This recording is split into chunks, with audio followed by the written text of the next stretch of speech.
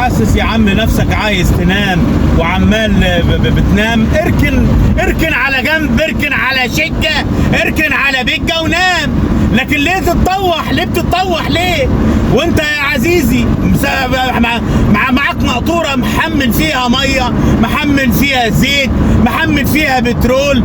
اربط الصنبور شوية، الصنبور بتاع المية اربطه، بدل ما هو عمال يعمل كده ينزل على الارض والناس اللي وراك عمالة تتزحلق.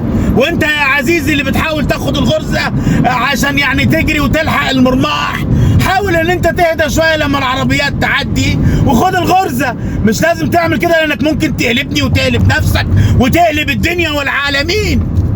لا حول ولا قوة الا بالله يا رب، لا حول ولا قوة الا بالله. انا بشوف العجب العجاب اقسم بالله كل يوم.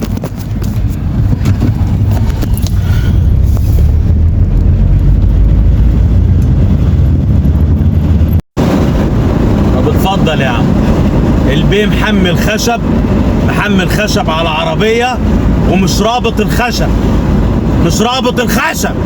بحاول ان انا امشي جنبه بالراحة وهو برضو مثبت ماشي بالراحة. طب يا اما انت تجري يا اما انا اعديك. طب انا جيت علشان اعديه، الخشب نزل على العربية. 100 مرة نحكي في القصة دي ونعيد ونزيد. الخشب جه قدام العربية كان هيموتني. 100 مرة نحكي في القصة نعيد ونزيد. يعني ليه نتحمل اخطاء غير؟ ليه نتحمل اخطاء الغير؟ ليه كل واحد ما يكونش مسؤول عن نفسه؟ ليه كل واحد سايق عربية محمل حديد ولا خشب ولا صفيح ولا نيلة ولا ختا ما يربطهوش؟ ليه انا اتحمل اخطاء غيري؟ ليه انا اكون ماشي رايح في امان الله واتأذي بسبب واحد مختل؟ لا اله الا الله، ما تشوفوا حل. ودول اتنين سواقين تريلا، الاتنين ماشيين على اقل من مهلهم. تدي في الكلاكسات مفيش، تدي في الانوار مفيش، عمالين ماشيين جنب بعض.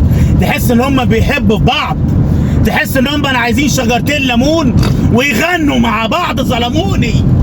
تحس ان هم ماشيين جنب بعض يا عم عديني وبعدين اعمل اللي انت عايزه يا عم، عديني يا عم الحق شغلي والحق حياتي واعمل اللي انت عايزه يا عم. ماشيين جنب بعض يا اخويا. ايه ده؟ ايه الحب ده؟ ايه الحب في ايه؟ ايه الغرام اللي انا شايفه ده؟